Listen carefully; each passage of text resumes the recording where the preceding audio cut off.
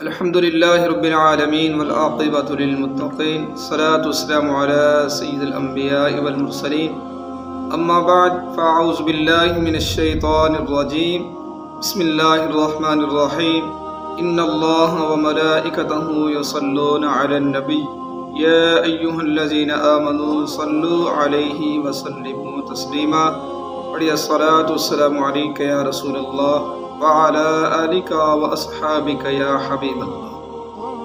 معزز سامعین و ناظرین، آج ہمارا جو موضوع ہے، جو ٹاپک ہے، وہ ہے عورت کا تنہا سفر کرنا حرام ہے۔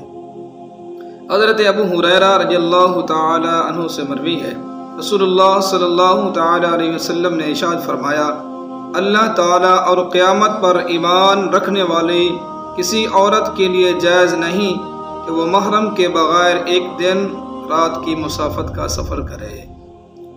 اللہ اکبر۔ ایسے ہی ایک دوسری حدیث مبارکہ آپ سماعت فرمائیے، یقیناً آپ کو یہ بات اور یہ مسئلہ یقیناً سمجھ آ جائے گا۔ حضرت عبداللہ بن عباس رضی اللہ تعالی عنہما سے مروی ہے، انہوں نے نبی کریم صلی اللہ تعالی علیہ وسلم کو فرماتے ہوئے سنا، کوئی شخص کسی عورت کے ساتھ ہرگز تنہائی اختیار نہ کرے جب تک کہ اس کے ساتھ اس کا محرم نہ ہو، اور محرم کے بغیر کوئی عورت سفر پر نہ نکلے۔ ایک آدمی نے عرض کی، یا رسول اللہ علیہ وسلم، میری بیوی حج کے لیے جا رہی ہے اور میرا نام فلاں جگہ میں لکھا جا چکا ہے۔ آپ نے فرمایا، اپنی بیوی کے ساتھ جاؤ اور حج کرو۔ معزز سامعین و ناظرین، یہ جو ہم نے دو حدیثیں سنی اور آپ کو سنائی، ان سے یہ مسئلہ ثابت ہوتا ہے کہ کوئی عورت تنہا سفر نہ کرے ایک دن اور رات کا۔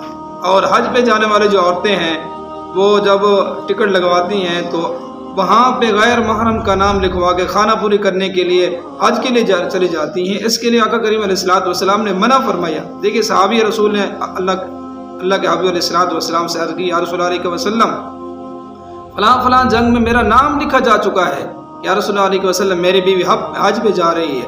رسول اللہ صلی اللہ علیہ وسلم نے ارشاد فرمایا کہ آپ اپنی بیوی کے ساتھ حج پہ جائیے۔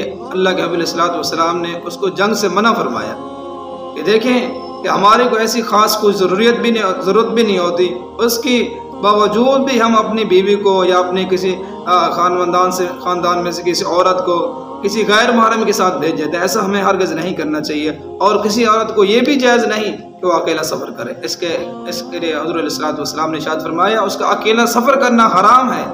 معزز سامعین و ناظرین، ہمیں بھی چاہیے آقا کریم علیہ السلام کی حدیث مبارکہ پہ عمل کرتے ہوئے ہمیں چاہیے کہ ہم آقا کریم علیہ السلام کی حدیث پہ عمل کریں اور اپنی عورتوں کو غیر محرم کے ساتھ کہیں سفر پہ نہ بھیجیں، اور یہ بھی ہے ان کو تنہا بھی سفر کے لیے نہ بھیجیں۔ اللہ رب العالمین سے ہم یہ دعا کرتے ہیں، رب العالمین ہمیں عمل کرنے کی توفیق عطا فرمائے، آمین بجاہ النبی الامین۔